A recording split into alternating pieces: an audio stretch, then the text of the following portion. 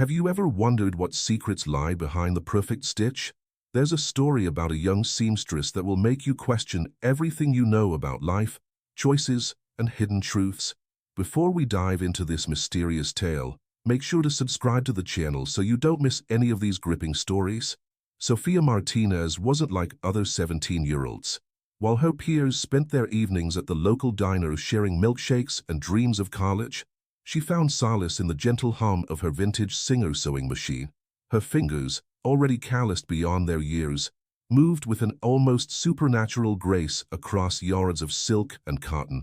The townsfolk called her gifted, but if they looked closely enough, they might have noticed how the fabric seemed to respond to her touch as if they were alive. The shop itself was a testament to time's gentle passage. Worn wooden floors that creaked beneath careful steps, walls lined with bolts of fabric in every imaginable hue, and windows that filtered the sunlight into patterns that danced across half-finished garments. But it was the air itself that held something different, something that made customers pause mid-sentence and forget what they were about to say, as if the very atmosphere was woven with threads of mystery. Michael Martinez, Sofia's father, was a man whose shoulders seemed to carry the weight of generations.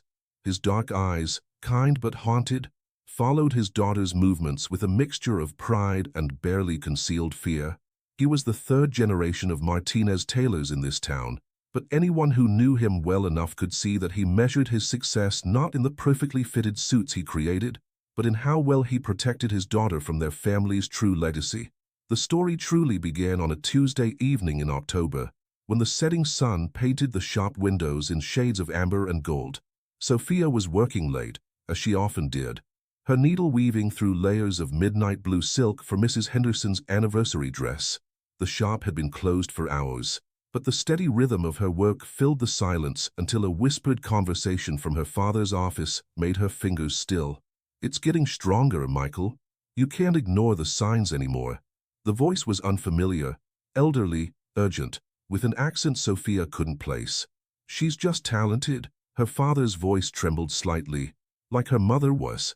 "Nothing more. You know better than that. The patterns she creates, they're not normal. They're beginning to show the same signs we saw before, with Isabella." At the mention of her mother's name, Sofia's heart skipped a beat. Isabella Martinez had disappeared 8 years ago, leaving behind nothing but a half-finished wedding dress and a collection of strange books that Michael had locked away somewhere in the shop. The official story was that she had run away with a traveling salesman, but Sofia had always sensed there was more to the tale. The mysterious voice continued, "The bloodline is too strong in her. If we don't teach her to control it, history will repeat itself. You remember what happened in 1873 with Margaret Martinez? And again in 1922 with Gloria? The gift doesn't just go away because we ignore it." Sofia's mind raced. What gift? What had happened to her ancestors? The questions multiplied like threads spreading across fabric, each one leading to another mystery, another not to untangle. She leaned closer to the door, her heart pounding so loudly she feared it would give her away. Her father's response was barely audible. I hoped, if I kept her away from the old practices, if I never told her about the power in our blood." "Blood will out, Michael. Magic finds a way, especially in the Martinez line. The signs are everywhere. Haven't you noticed how her customers change after wearing her clothes? How they stand taller, speak more confidently, make decisions they never would have made before. She's doing it unconsciously, weaving influence into every stitch, and that's more dangerous than if she knew what she was doing. Magic." The words seemed to hang in the air like suspended dust motes catching the last rays of sunlight. Sofia looked down at her hands, really looked at them, seeing them as if for the first time. How many times had she felt that strange warmth while sewing, that inexplicable connection to the fabric beneath her fingers? How many times had she known exactly which color, which pattern would transform not just a person's appearance, but their very essence? The conversation continued, but Sofia was already moving, her feet carrying her silently through the familiar paths between dress forms and fabric rolls. Her mind whirled with memories. Mrs. Peterson wearing her new blazer and finally standing up to her domineering husband. Young Tommy Wilson finding the courage to perform in the school play after she altered his costume. Sarah Jenkins landing her dream job the day after picking up her interview suit. She had always attributed these changes to the confidence that comes with wearing well-made clothes. But now she wasn't so sure. The pieces were falling into place like a perfectly matched pattern, revealing a design she had never imagined possible. In the following days, Sophia began to notice things she had overlooked before. The way certain fabrics seemed to whisper to her, calling out to be paired with specific threads. How patterns would appear in her mind, fully formed, carrying meanings she didn't quite understand but couldn't ignore. Most disturbing of all, she began to see how people changed after wearing her creations, not just in their appearance, but in fundamental ways that defied explanation. Her search for answers led her deeper into the shop's secrets. Late one night, after her father had gone home, she discovered a hidden door behind a heavy rack of winter coats. The lock was old, its brass surface worn smooth by generations of hands, but it yielded easily to her touch, as if recognizing the blood that flowed through her veins. The room beyond was small, illuminated only by moonlight filtering through a dusty skylight. Shelves lined the walls, packed with leather-bound books whose titles were written in languages she didn't recognize. In the center of the room stood a dress form draped with an unfinished garment, unlike anything Sophia had ever seen. The fabric seemed to shift and change as she approached, its color impossible to pin down. Sometimes deep purple, sometimes midnight blue, sometimes a green so dark it was almost black. Golden threads wove through it in patterns that made her eyes hurt if she looked too long. Patterns that seemed to move when she wasn't looking directly at them. On a nearby table lay an open journal, its pages filled with her grandmother Elena's flowing handwriting. Sophia began to read, and as she did, the true nature of her family's gift and its curse began to unfold. The story continues with rich detail through Sophia's discovery of her powers, her temptation to use them for both good and ill, her relationship with the mysterious Elijah who serves as both mentor and warning, and her ultimate choice between power and humanity. Each chapter delves deeper into the psychological and emotional impact of her discoveries, the weight of family legacy, and the price of power. The narrative explores themes of choice, responsibility, the seductive nature of power, and the importance of staying true to one's moral compass.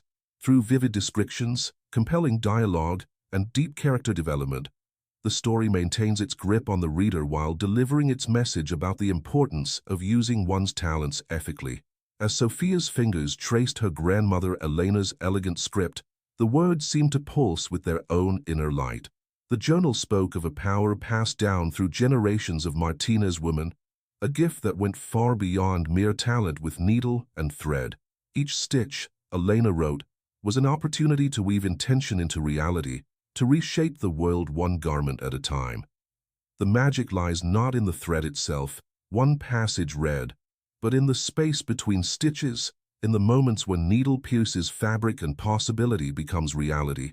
We are not mere tailors, we are weavers of fate, sculptors of destiny. But beware, my dear ones, for every pattern we create leaves its mark not just on the fabric, but on our own souls. The journal went on to describe techniques Sophia had unknowingly been using all along: the blessing stitch, which brought good fortune; the courage weave, which instilled bravery; the pattern of truth, which compelled honesty. But there were darker patterns too, ones that made Sophia's blood run cold. The binding thread, which could trap a person's will; the shadow seam, which could steal memories; the grief girdle, which could plunge someone into despair. With trembling hands, she turned to the final pages, where her grandmother's writing became more urgent, almost frantic. Isabella, my beloved daughter, if you're reading this, please heed my warning.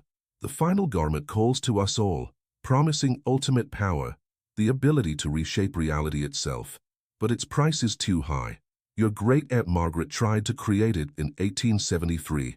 They found her transformed into a dress form, her humanity sacrificed to the pattern.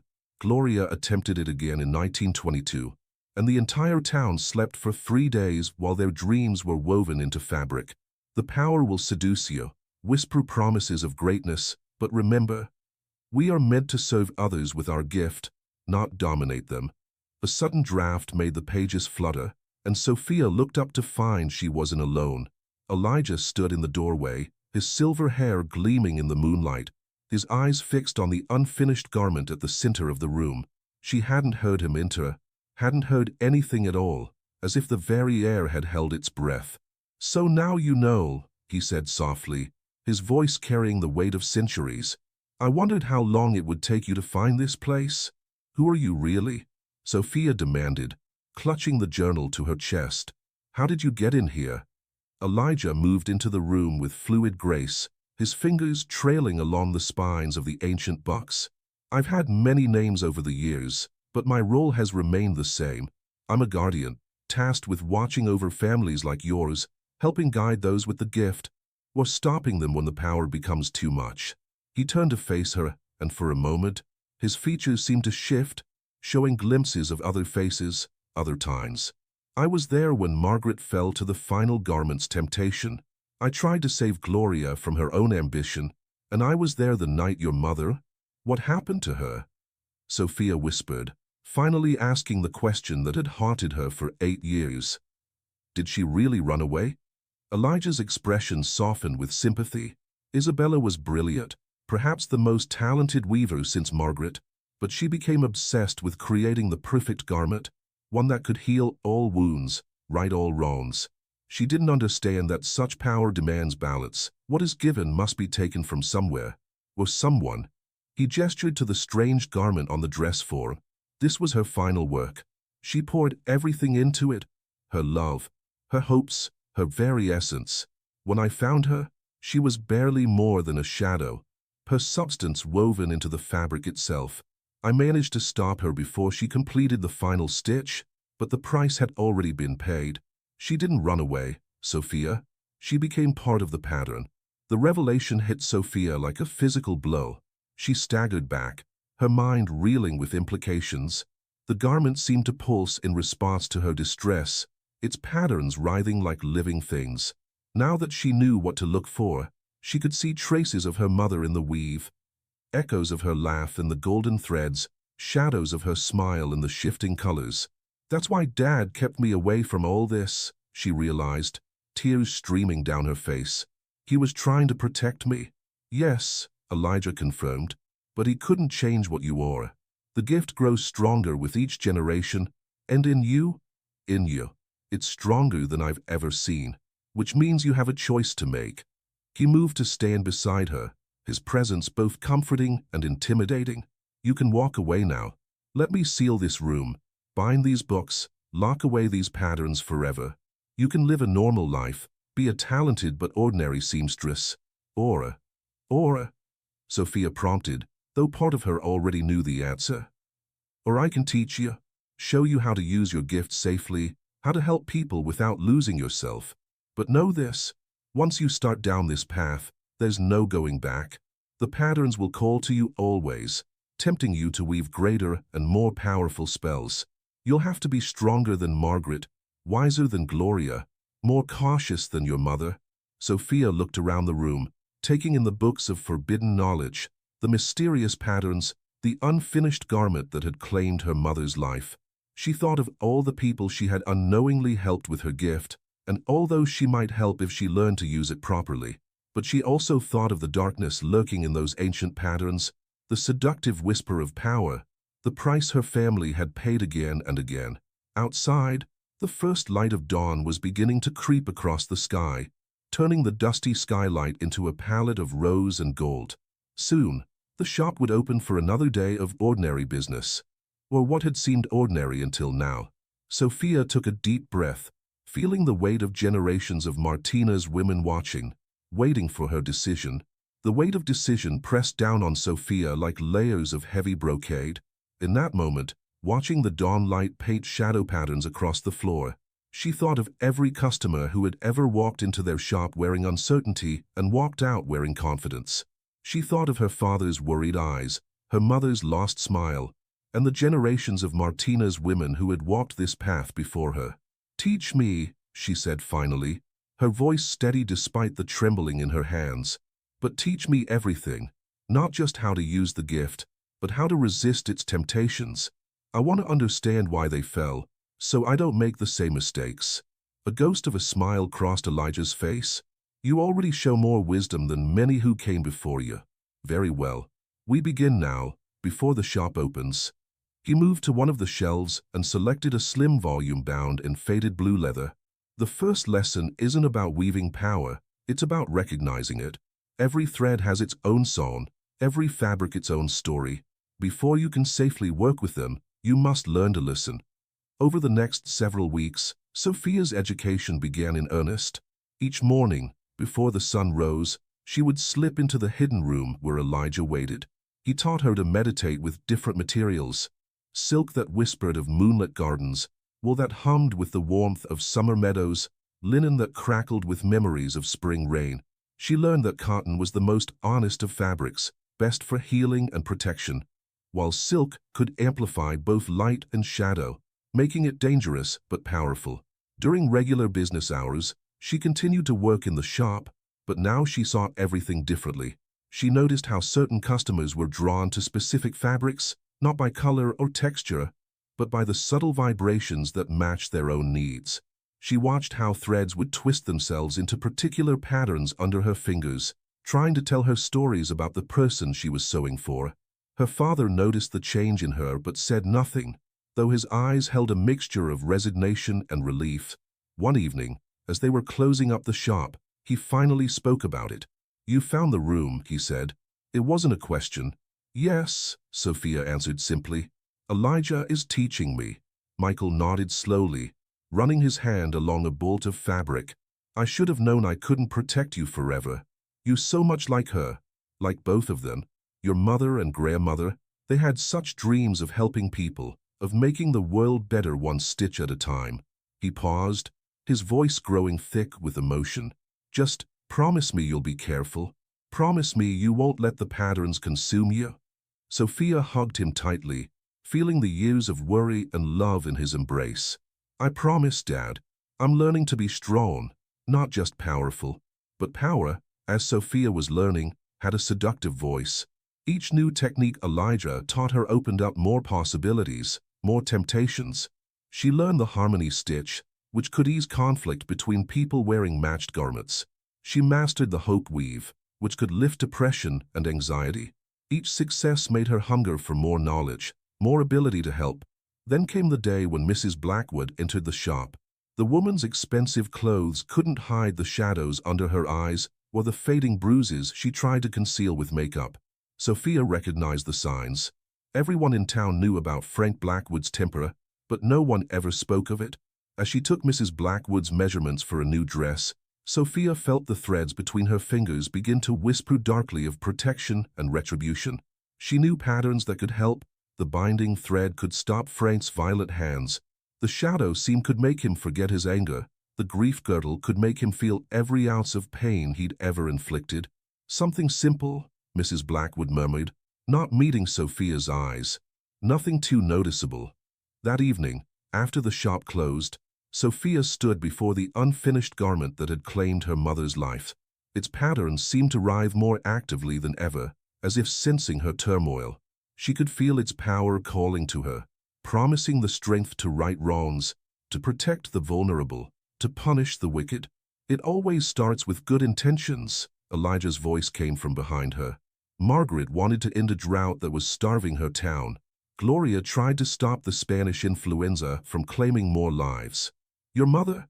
She wanted to heal every broken heart in the world. Sophia turned to face him, her eyes bright with unshed tears. But how can we have this power and not use it to help people who are suffering?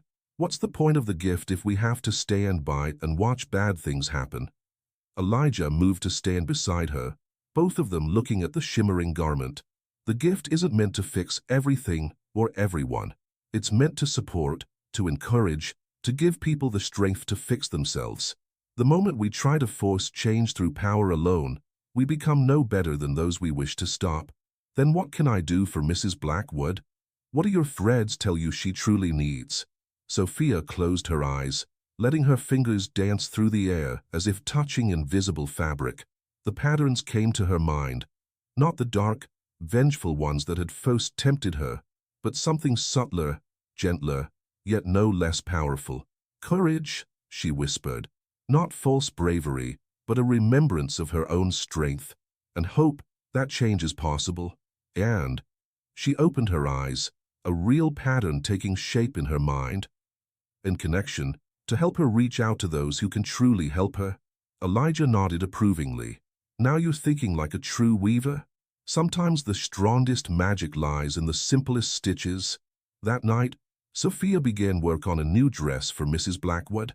Into its seams she wove the courage thread with tiny, careful stitches. Along the hem, she worked the pattern of hope in subtle embroidery, and in the collar, close to where it would touch Mrs. Blackwood's throat when she spoke, she added the connection weave, using a technique Elijah had taught her for strengthening bonds between people. But as she worked, she felt something else happening.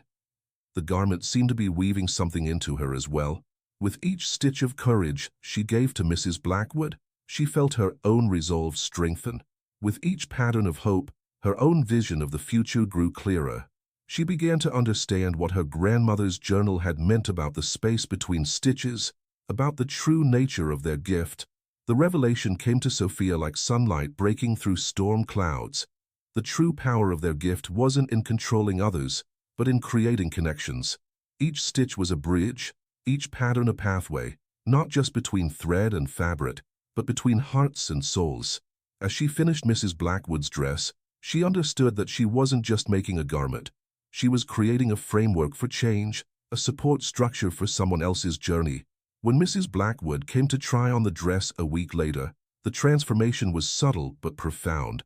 The dress fit perfectly, as all of Sophia's work did. But there was something more. Standing before the mirror, Mrs. Blackwood straightened her shoulders, lifted her chin, and for the first time, met Sophia's eyes directly in the reflection. "It's beautiful," she said softly, then added, "I called my sister yesterday. I haven't spoken to her in 3 years. Not since, well, she's coming to visit next week." Sophia nodded, recognizing the connection weave at work, not forcing change but making it possible. "Sometimes we need to remember we're not alone," she replied carefully. 2 weeks later, Mrs. Blackwood had moved in with her sister in Atlanta. The news spread through town in whispers, along with rumors about Frank Blackwood's uncharacteristically subdued reaction to his wife's departure. What no one knew was that Sophia had also made subtle alterations to his work shirts. Nothing manipulative or controlling, just a gentle pattern of clarity woven into the cuffs, helping him see his own actions more clearly. As summer deepened into autumn, Sophia's reputation grew. People began coming to the shop not just for clothes, but for transformation. She worked carefully, choosing her patterns with growing wisdom. A job interview suit with threads of confidence woven so subtly they were invisible even to Elijah's trained eye. A wedding dress that carried whispers of joy and commitment in its beading. A child's coat that held warmth not just for the body, but for the spirit. But with each success, the unfinished garment in the hidden room seemed to pulse more insistently. Its patterns, which had once seemed chaotic, were beginning to make a terrible kind of sense to Sophia. She could see what her mother had been trying to create, a garment that could heal not just individuals, but the whole world's pain. The temptation to complete it, to take up where Isabella had left off, grew stronger with each passing day.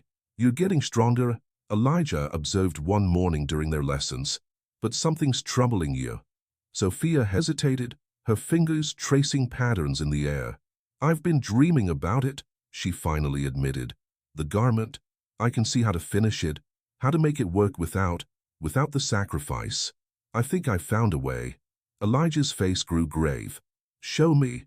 She took out her sketchbook, filled with the patterns that had come to her in dreams.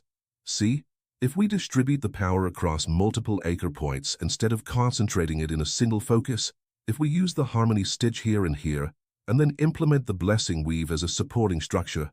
"Stop," Elijah commanded, his voice sharper than she'd ever heard it. "Look at your hands." Sophia looked down and gasped. As she'd been explaining, golden threads had begun materializing between her fingers, weaving themselves into complex patterns before dissolving into sparks. She hadn't even noticed. "The garment is calling to you," Elijah said quietly. "It's showing you what you want to see, solutions that seem perfect, possibilities that seem within reach." That's how it begins. That's how we lose ourselves. But Sophia couldn't quite let go of the idea. What if we're wrong? She argued. What if the past failures weren't because it's impossible, but because they didn't understand the patterns fully enough? I've learned so much, seen how everything connects. Maybe this is why I have the gift, to finish what Mom started, but to do it right this time. And what would you do with such power? Elijah's voice was gentle now, but his eyes were intense. How would you decide who to help first? How would you choose which wrongs to right? Who would you become, carrying the weight of every person's pain? The questions hit her like physical blows, because she had already been thinking about them. She had lists in her journal. All the people she could help, all the situations she could fix. Mrs. Blackwood had been just the beginning. She could stop domestic violence across the city, heal trauma, end addiction, erase hatred. I would help everyone, she whispered. But even as she said it, she felt the magnitude of that promise, the impossible weight of it. Everyone, Elijah repeated softly. Just like your mother wanted to heal every broken heart. Just like Margaret wanted to feed every hungry child. Just like Gloria wanted to cure every illness. Do you see the pattern, Sophia? The gift shows us the world's pain for a reason, but not so we can try to fix it all at once. We're given the power to help one person at a time, to create small changes that ripple outward. Anything more destroys us, Sophia finished, thinking of her mother, of her ancestors, of their noble intentions and tragic ends. She looked at her sketchbook, at the patterns that had seemed so perfect in her dreams, and saw them differently now. They weren't solutions, they were snares, beautiful traps woven from her own desires to do good. With trembling hands, she tore the pages from her sketchbook and moved toward the fireplace that heated the hidden room. But before she could throw them in, a sound at the door made her turn. There stood her father, his face ashen, holding a newspaper. "There's been an accident," he said, his voice breaking. "The mill, there was a collapse. Dozens injured, some trapped. They're saying—" He stopped, his eyes moving from Sophia to the unfinished garment and back. "They're saying it's the worst disaster in town history." Sophia felt the weight of possibility settle around her shoulders like a heavy cloak. In that moment, she understood exactly how her mother, her grandmother, and all the others had taken their first steps down the path that ultimately destroyed them. It wasn't through malice or hunger for power. It was through the desperate desire to help when help was desperately needed. She looked at the unfinished garment, its patterns seeming to write themselves in her mind, offering solutions, promising power enough to save everyone. Then she looked at Elijah, whose ancient eyes held both understanding and warning. And finally, she looked at her father, who had already lost his wife to this power, and who now watched his daughters stand on the same precipice.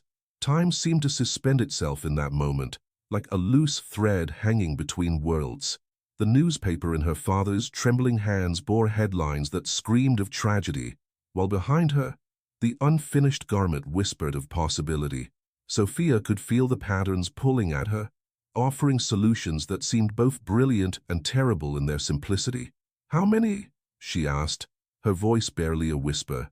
37 trapped, her father answered, his eyes never leaving her face. "More than 50 injured. They're saying the rescue efforts could take days, and some of them don't have that long." Sophia's mind raced with calculations. She knew patterns that could strengthen failing bodies, weaves that could sustain life, stitches that could knit broken bones. The unfinished garment had shown her even more ways to bend reality itself, to turn back time, to rewrite the moment of collapse. All it would take was— "No," Elijah said firmly, reading her thoughts and her expression.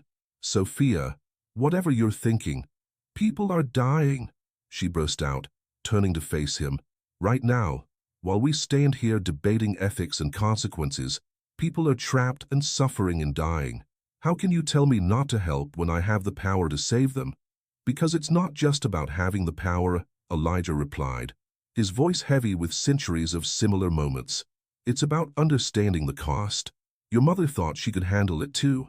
She thought she was strong enough, wise enough, careful enough to control the power instead of letting it control her. But there are rules to reality that even magic must obey. Everything has a price. Everything must balance. Then let it take the price from me, Sophia said, moving toward the unfinished garment. I'll pay whatever cost. It doesn't work that way, her father interrupted, his voice cracking. Sophia, please. The price isn't just paid by the weaver. Ask yourself, where does the power come from? When you heal one person, where does their pain go? When you save a life, whose life gets shortened, the patterns don't create or destroy energy, they only move it around. Your mother, he stopped, swallowing hard. Your mother thought she could contain all the world's pain within herself. But pain doesn't just disappear. It has to go somewhere. Then what are we supposed to do? Sophia demanded, tears streaming down her face. Just let them die when we could save them? Elijah moved to stand beside her, his presence both comforting and constraining. We do what we can, within the bounds of wisdom. Tell me, what does your thread sense tell you about this moment? Not what the garment is showing you, but what your true gift reveals. Sophia closed her eyes, forcing herself to push past the seductive whispers of the unfinished garment. She let her awareness expand, feeling the threads of connection that wound through the town, through the lives touched by the disaster. And suddenly, she saw it. Not one massive, reality-altering pattern, but hundreds of smaller ones, interconnecting, supporting, strengthening. The rescue workers, she whispered, opening her eyes. They're exhausted, losing hope, and the families waiting for news. Their fear is making it harder for everyone to think clearly, to work effectively. And the injured who have been brought out. She turned to her work table, mind already racing with possibilities. Not grand, sweeping magic, but small, careful patterns that could make real differences.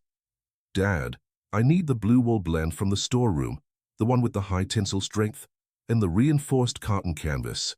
Elijah, can you show me how to combine the endurance weave with the clarity stitch? Understanding dawned on her father's face, and he hurried to fetch the materials. Elijah's expression held both pride and relief as he began to demonstrate the combination she'd requested. Over the next several hours, they worked together to create a series of simple but powerful items. Gloves for the rescue workers, reinforced with patterns that would help them sense where survivors were trapped. Scarves for the waiting families, woven with threads of calm and hope. Bandages infused with subtle healing energy that worked with, not against, the natural healing process. They worked through the night, each item small but significant, each pattern carefully balanced to help without forcing, to support without controlling. As dawn broke, Sophia's father delivered the items to the disaster site, presenting them as simple donations from the local tailor shop. Reports began filtering back throughout the day. The rescue efforts were proceeding faster than expected. Workers reported feeling renewed energy, increased focus. Family members spoke of finding strength they didn't know they had. The injured were stabilizing, their recoveries already being described as remarkable. But most remarkable was what Sophia felt within herself.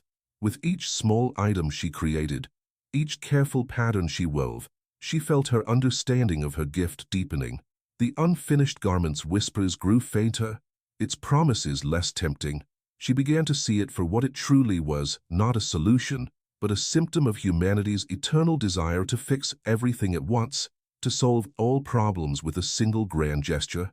As the sun set on that long, transformative day, Sophia stood once again before her mother's last work. But now she saw it differently, not as a temptation or a threat, but as a reminder that true power often lies not in grand, sweeping changes, but in small, careful acts of kindness and support. A reminder that sometimes the wisest use of power is in knowing its limits. You understand now, don't you? Elijah asked softly, watching her face. Sophia nodded, reaching out to touch the shimmering fabric one last time. We're not meant to be saviors, she said. We're meant to be supporters. The real magic isn't in forcing change, but in helping people find the strength to change themselves. She turned to her father, who had just returned from his last delivery to the disaster site. Mom's work. I think I know what to do with it now. Her father's eyes widened. Sophia, no, it's too dangerous. Not to finish it, she clarified. to transform it, to take what she created and turn it into something else, something that honors her intention but accepts our limitations. Under Elijah's watchful eye, Sophia began to carefully deconstruct the unfinished garment. But instead of attempting to complete its grand, impossible pattern, she began to weave its threads into smaller pieces, a collection of simple items infused with gentle magic, a blanket that could ease grief without erasing it, a scarf that could offer comfort without forcing happiness, a shawl that could inspire hope without guaranteeing success. As she worked, she felt her mother's presence in the threads, not as a distant memory or a cautionary tale, but as a collaborator in this new understanding. Each small item became a bridge between what her mother had dreamed of and what Sophia now knew was possible. As weeks passed, Sophia's transformation of her mother's unfinished work became a kind of healing ritual.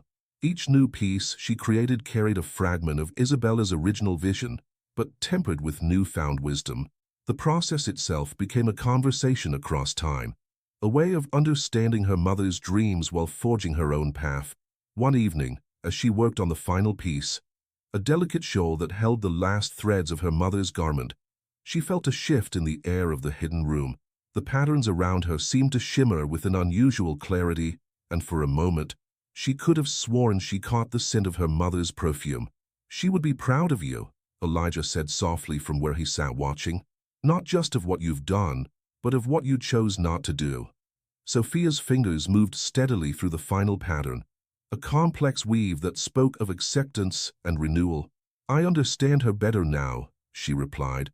She wasn't trying to control the world. She was trying to heal it. She just couldn't see that sometimes healing means letting things be imperfect.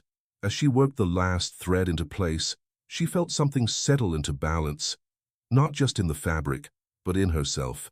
The shawl seemed to hold a gentle luminescence, like moonlight caught in silk, but unlike the overwhelming power of the original garment, this piece radiated a quiet strength, an acceptance of both joy and sorrow. Her father appeared in the doorway, drawn perhaps by some subtle change in the shop's atmosphere. His eyes widened as he saw what she held. "It's finished?" Sophia nodded, carefully folding the shawl. "The last piece, but this one isn't for giving away. I think this one needs to stay here, as a reminder." She placed it in a cedar box that had once held her grandmother's sewing supplies. As she did so, she noticed something carved into the box's lid, a pattern she hadn't seen before, or perhaps hadn't been ready to see. It was the Martinez family sigil, but worked into it was a message in the ancient language of patterns that she could now read. The truest magic lies not in changing others, but in helping them find the strength to change themselves. The words brought tears to her eyes, but they weren't tears of sadness. She understood now that her gift wasn't a burden to be feared or a power to be restrained. It was a tool for connection, a way to help people find their own path to healing. In the months that followed, the Martinez tailor shop underwent its own transformation. While it remained, on the surface, a simple small-town business, those who needed more than just clothing began to find their way there. Sophia worked with careful discretion, weaving small magics that supported rather than controlled, that suggested rather than demanded. A young man struggling with addiction received a jacket lined with patterns of clarity and strength, helping him maintain his resolve through recovery. A grieving widow found comfort in a quilt that held memories of joy without diminishing the importance of sorrow. A child being bullied at school wore a sweater that didn't make her invisible or invincible, but helped her find her own inner confidence. The hidden room remained, but it was no longer a place of secrets and temptation. Sophia transformed it into a workshop where she taught others with the gift, young weavers who showed signs of the family talent, not all of them Martinez by blood, but all of them connected by the thread of magic that ran through their lives. Elijah continued to visit, though less frequently now. "You don't need my guidance anymore," he told her one afternoon as they sat among the shelves of pattern books, now organized and open rather than hidden and forbidden. "You've found your own way." "I'll always need your wisdom," Sophia replied, sorting through spools of thread that seemed to hum with possibility. "But you're right, I'm not afraid anymore. Not of the power, not of the responsibility, not even of making mistakes." She glanced at the cedar box that held the final shawl. thinking of her mother, her grandmother, all the Martinez women who had wrestled with this gift before her. "We don't have to be perfect," she said softly.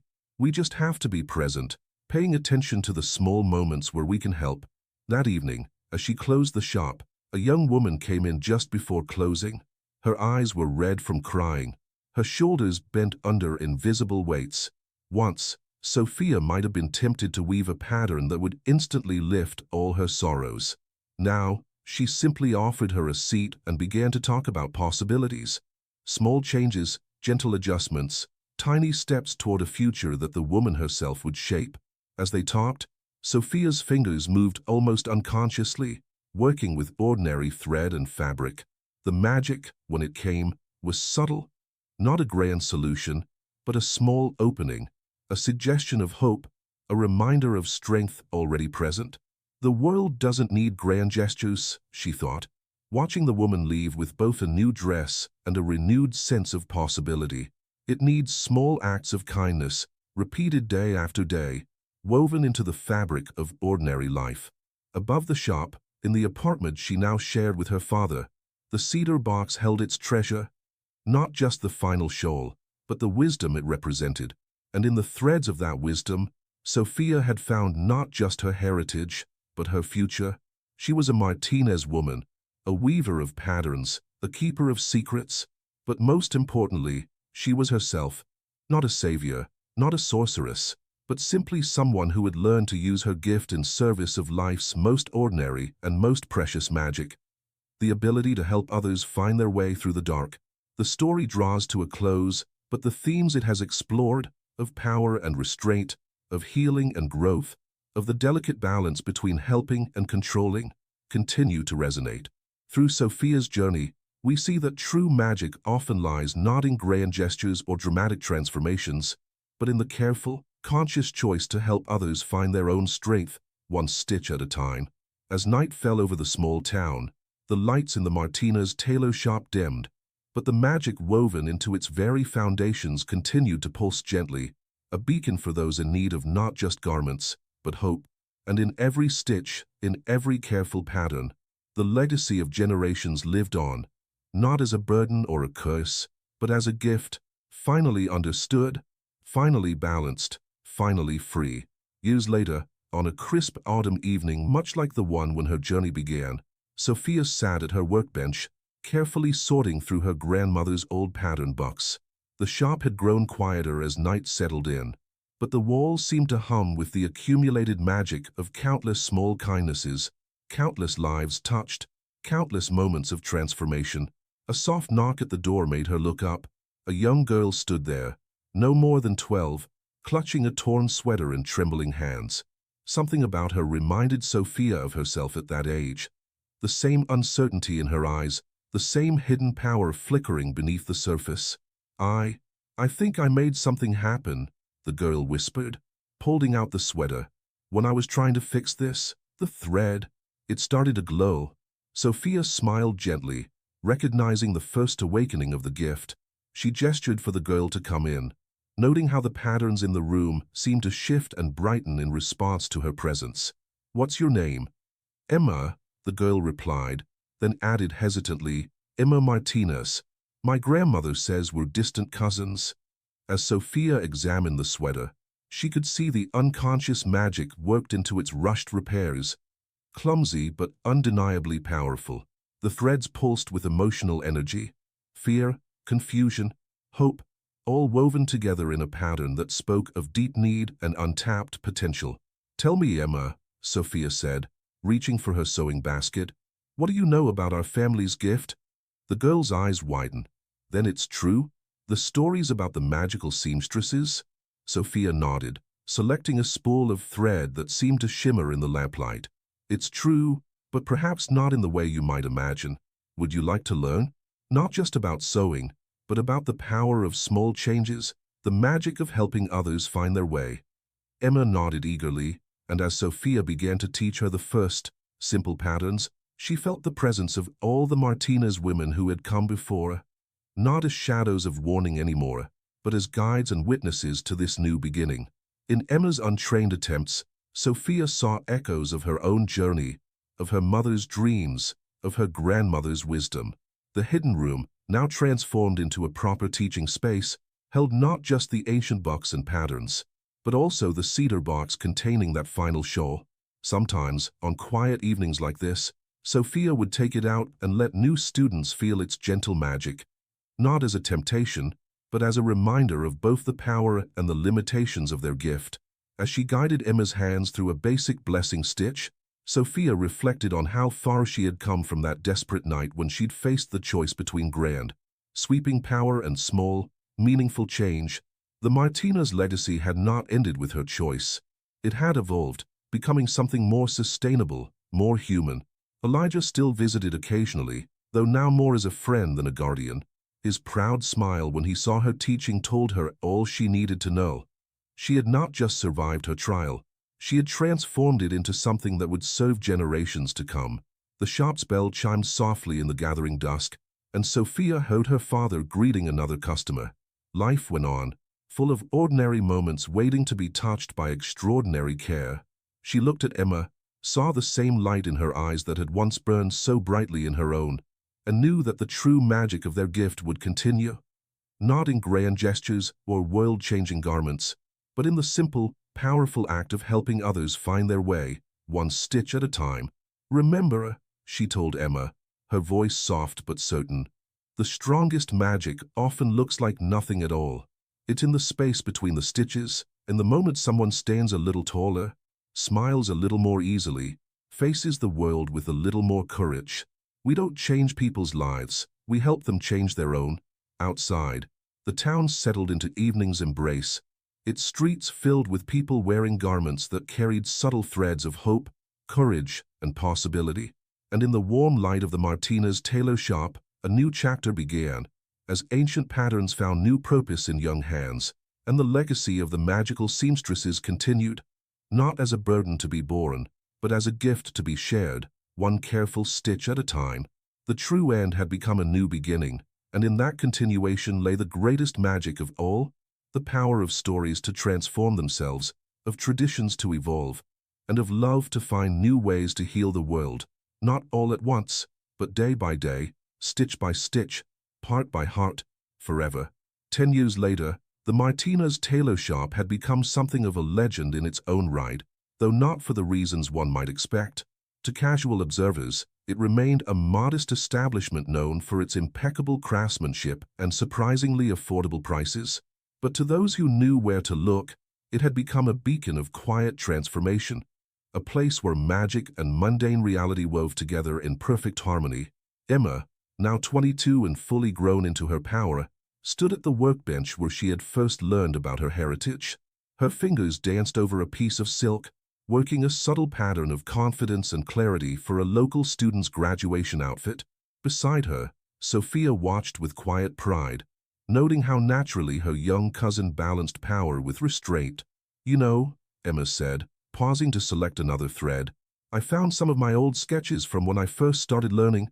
I used to draw these elaborate designs, thinking I could fix everything with one magical garment." Sophia laughed softly, remembering her own similar dreams. "And now? Now I understand why you had me spend 6 months just learning to listen to the threads before attempting any patterns." Emma's hands moved steadily, each stitch precise and purposeful. "It's not about what we can do to people. It's about what we can help them discover in themselves."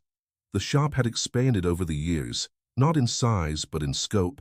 The back room that had once held dark secrets now hosted weekly gatherings of gifted seamstresses, some from the Martina's line, others drawn by their own unique connections to the craft.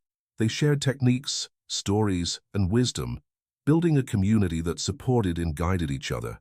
Michael, Sophia's father, though retired from active work, still came to the shop daily. He spent his time teaching the basic, non-magical aspects of tailoring to interested youth, his skilled hands showing them how even ordinary stitches could carry extraordinary care. His pride in watching his daughter's legacy unfold was evident in every smile, every gentle word of encouragement to the next generation. The cedar box containing the final shawl made from Isabella's unfinished garment had become a teaching tool of its own. New students would sit with it, feeling the balanced magic within, understanding through touch and presence what no words could fully convey about the relationship between power and responsibility. Elijah's visits had become annual events, marked by long conversations about the evolution of their craft. He brought news of other magical traditions adapting to modern times, all finding their own ways to balance ancient power with contemporary wisdom. The Martinez approach, he often noted, had become a model for others seeking to transform potentially dangerous gifts into forces for subtle, positive change. One particularly bright afternoon, as sunlight streamed through the shop's windows, casting rainbow patterns from the crystal prism Sophia had hung years ago, a young woman entered the shop. She carried herself with the careful rigidity of someone trying desperately to hold themselves together. Emma recognized the signs immediately, another soul in need of more than just clothing. Without a word, Sophia nodded to her protégé. Emma stepped forward, greeting the woman with the quiet confidence of someone who understood both power and restraint. As they began to discuss the woman's needs, Emma's fingers automatically reached for certain threads, ones that hummed with gentle healing energy. Sophia watched the interaction from her workbench, her heart full. This was the true legacy of the Martinez gift, not the grand, world-altering magic that had tempted so many of their ancestors, but the careful, conscious choice to help others find their own path to healing. In Emma's skilled hands, in her compassionate approach, in her understanding of the delicate balance between supporting and controlling, Sophia saw the future of their craft secured. The day wound down like so many others, filled with small moments of transformation. A child's torn stuffed animal mended with threads of comfort, a widow's black dress subtly altered to hold memories of joy alongside grief, a teenager's prom dress woven with quiet confidence. None of these were grand magical gestures, but each carried its own power, the power of being seen, being heard, being supported through life's challenges. As they closed the shop that evening, Emma paused in the doorway, looking back at the space that had shaped her understanding of magic and responsibility. Sometimes, she said thoughtfully, I think the real magic isn't in the patterns we weave, but in the way we've learned to see people, really see them, and what they need. Sophia smiled, remembering her own journey to this understanding. The threads show us the way, she replied, using the traditional Martinez phrase that had taken on new meaning with each generation. But the heart does the healing. Together, they locked up the shop, its windows still glowing with the last rays of sunset. Above the door, the Martinez family sign swayed gently in the evening breeze, its letters worn but proud. Below it, in smaller text added years ago, were words that captured the essence of their transformed legacy, weaving hope one stitch at a time. And so the story continues, as it always has and always will, in the careful hands of those who understand that the greatest magic lies not in changing the world all at once, but in helping it change itself, thread by thread, heart by heart, generation by generation, into something more beautiful than any single weaver could create alone. Time flows like silk through careful hands, and the Martinez legacy continues to evolve. Each generation adds its own stitches to the greater pattern, creating something both ancient and eternally new. In the years that followed, the shop became more than just a place of business or even a school of magical crafting. It became a living testament to the power of transformed wisdom. On quiet evenings, when the last customer has gone and the golden light slants through dust-moted air, one might find 3 generations of Martinez women working together in comfortable silence. Sophia, her silver-streaked hair caught in a loose braid, still works on the most delicate patterns. Emma, now teaching her own daughter Lucy, demonstrates the perfect balance of power and restraint in every stitch. And young Lucy, just 13, already shows signs of understanding the deeper truths behind their gift. Tell me again, Lucy often asks, her fingers tracing patterns in the air, about the unfinished garment and how great Aunt Isabella tried to heal the whole world at once. The story has become both warning and inspiration, a reminder that the greatest changes often come not from grand gestures, but from patient, persistent care. The cedar box still holds its precious cargo, but now it sits openly on a shelf, its contents serving as a teaching tool rather than a temptation. The town has grown around the shop, modernizing in fits and starts, but some things remain constant. People still find their way to the Martinez door when they need more than just clothing. They come seeking something they can't quite name. Hope, perhaps, or courage, or simply the quiet assurance that change is possible. One particularly memorable evening, as the three generations worked together, a moth fluttered in through an open window. It danced around the room, its wings catching the light before settling on the cedar box. Lucy watched in wonder as the moth's wings seemed to shimmer with the same subtle patterns that marked their most powerful work. "Everything is connected," Sophia explained, watching her granddaughter's fascination. "The threads we work with are just more visible versions of the connections that bind all life together. Our gift isn't in creating these connections, it's in helping others see and strengthen them for themselves." Emma nodded, adding, "That's why we can't fix everything at once. Each connection needs to be tended individually, with care and respect for its unique nature." The moth took flight again, circling the room before disappearing into the twilight. Lucy watched it go, understanding dawning in her young eyes. "So we're not really magical seamstresses," she said thoughtfully. "We're more like gardeners of hope." Sophia smiled, hearing in her granddaughter's words echoes of her own journey to understanding. "Exactly. We plant seeds of possibility in every stitch, nurture them with care and attention, and trust in people's own strength to help them grow. The magic continues to evolve. Each new generation brings fresh insights, new techniques, different ways of seeing the ancient patterns. Some work with traditional fabrics and threads, while others explore modern materials and methods. But the core truth remains constant. The greatest power lies not in forcing change, but in supporting it. The hidden room is hidden no longer. It has become a library of sorts, where records of their craft are kept alongside stories of lives touched and changes witnessed. Young weavers come from far and wide to study, not just the technical aspects of magical tailoring, but the deeper wisdom of knowing when to act and when to wait, when to weave and when to let be. And still, the most powerful magic often happens in the quietest moments. A nervous bride finding courage in carefully placed stitches, a grieving father discovering comfort in a quilt that holds memories without weight, a struggling student drawing strength from a simple sweater woven with patience and understanding. The Martinez women continue their work, day by day, stitch by stitch, knowing that true change comes not from grand gestures, but from small acts of kindness repeated countless times.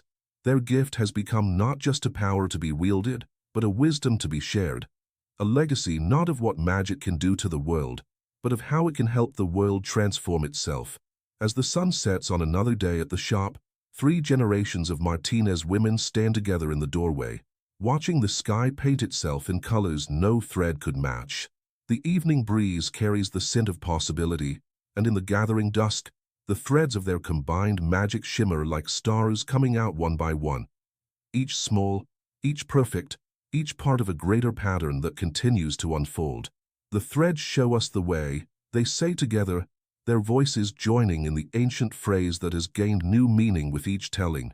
But the heart does the healing. And so the story goes on, as stories must, woven into the fabric of time by careful hands and loving hearts, reminding us all that the greatest magic lies not in changing the world all at once, but in helping it change itself, one stitch, one soul, one moment at a time, forever and always. As day gives way to starlit evening, the Martinez Tailor shop holds one more moment of magic, perhaps its most important one yet.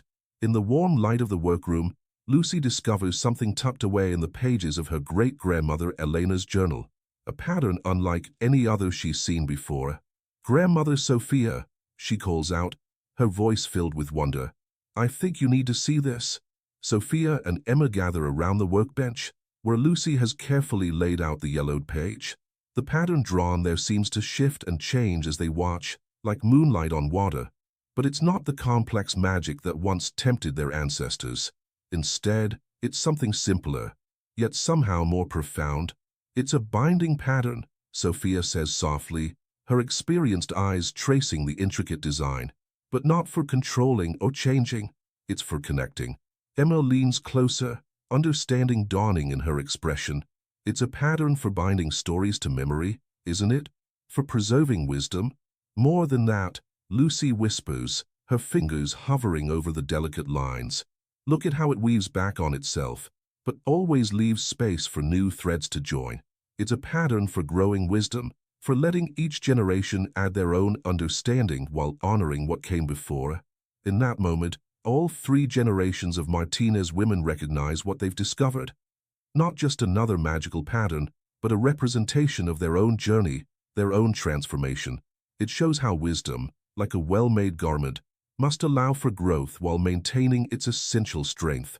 Working together, they begin to weave the pattern, not into fabric this time, but into the very air of the shop itself. Their combined magic flows like golden light, connecting past to present to future. As they work, memories surface. Isabella's desperate hope to heal the world, Sophia's choice to embrace smaller magics, Emma's journey to understanding, Lucy's fresh insight into their craft. The pattern grows, embracing the entire shop in its gentle radiance. Within its weave, they can feel the presence of every Martinez woman who came before them, not as distant shadows or cautionary tales, but as fellow travelers on this endless journey of discovery and growth. When they finish, the magic settles into the walls and floors, invisible but palpable, a lasting reminder that their greatest strength lies not in the power to change others, but in the wisdom to help others change themselves. It will remain there, growing stronger with each act of kindness, each moment of transformation, each careful stitch worked with love and understanding. This is our true inheritance, Sophia says, looking at her daughter and granddaughter with eyes bright with tears and joy. Not the power to work wonders, but the wisdom to work carefully, lovingly, one stitch at a time. Emma nods, adding, and our true legacy isn't in the magic we weave, but in the lives we touch, the heights we help heal, and the stories we share. Lucy finishes, so others can find their own way to wisdom. Together, they close Elena's journal, but the pattern they've woven continues to pulse gently in the fabric of reality around them. It will remain there for generations to come, growing stronger with each new understanding, each small act of kindness, each moment of transformation. Outside, the stars will overhead in their eternal dance, weaving their own patterns across the heavens. Inside the Martinez Tailor shop, 3 generations of magical seamstresses stand together in the warm light, bound by love, wisdom, and the understanding that the greatest magic of all lies in the simple act of helping others find their way, one stitch at a time, now and forever. And so we leave them there, knowing that their story continues in every act of kindness, every moment of healing, every careful stitch that helps another soul find its path. For in the end, the true magic isn't in the threads we weave or the patterns we create, but in the love we share and the wisdom we pass on, generation after generation, in an endless tapestry of hope and healing.